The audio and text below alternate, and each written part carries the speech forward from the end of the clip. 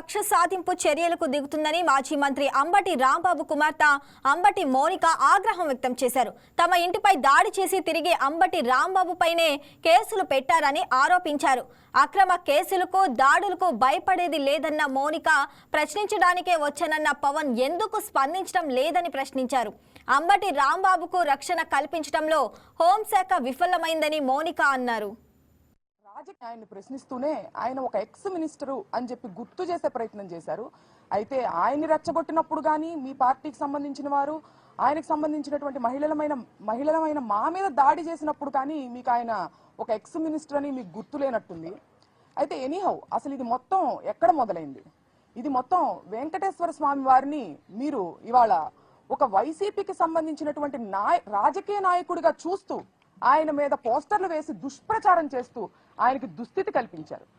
ఈ పాపాన్ని అంబటి రాంబాబు గారు ప్రశ్నిస్తూ ప్రజల్లోకి తీసుకెళ్తుంటే దాన్ని డైవర్ట్ చేసేదానికి ఇవాళ ఆయన్ని రెచ్చగొట్టి ఆయన మీద దాడులు చేసి ఆయన ఇంటికి సంబంధించినటువంటి మహిళలమైన మా మీద దాడి చేసి ఆయన్ని అరెస్ట్ చేసి 36 అక్రమ కేసులు ఇవాళ ఆయన మీద బనాయించి పీటీ వారెంట్లు వేస్తూ ఆయన్ని ఇబ్బంది పెట్టే ప్రయత్నం చేస్తున్నప్పటికీ నా ఆత్మస్థైర్యం నేను కోల్పోలేదు, న్యాయం మీద నాకు నమ్మకం ఉంది అని చెప్పి పార్టీని ఉత్సాహపరిచే పార్టీ శ్రేణులను అభిమానులను ఉత్సాహపరిచేటువంటి ప్రయత్నంలో భాగంగానే ఆ సైగలు చేశారు తప్పితే ఎదుటి వారి ఇంటి మీద దాడులు చేయమని సైగలు చేయలేదని కూడా ఇవాళ నేను గుర్తు చేస్తున్నాను. అసలు ఎందుకు తగ్గాలని కూడా నేను ప్రశ్నిస్తున్నాను.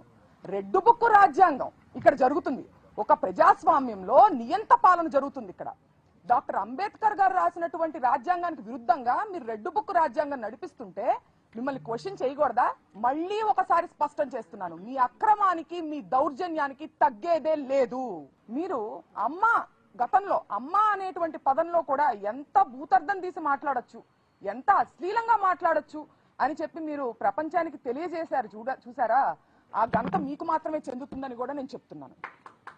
అట్లాగే ఇవాళ మీరు తలదించుకునేటువంటి విషయం నేను ఒకటి చెప్తానండి. హోంమంత్రిగా మీ పోలీసులు ఎవరైతే ఉన్నారో మా వైసీపీ కార్యకర్తల మీద దాడి చేస్తుంటే వాళ్ళు ప్రొటెక్ట్ చేయకపోగా మిమ్మల్ని ప్రొటెక్ట్ చేయడానికి మాకు ఆర్డర్స్ లేవు అని చెబుతూ దొడ్డిదారి నుంచి పారిపోండని అంబటి రాంబాబు గారికి వాళ్ళు సలహా ఇచ్చారండి.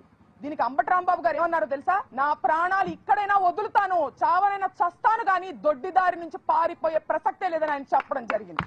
మరి మీ పోలీసుల పనితీరు ఎట్లా ఉందో ఒకసారి మీరు ఆలోచించుకోవాలి.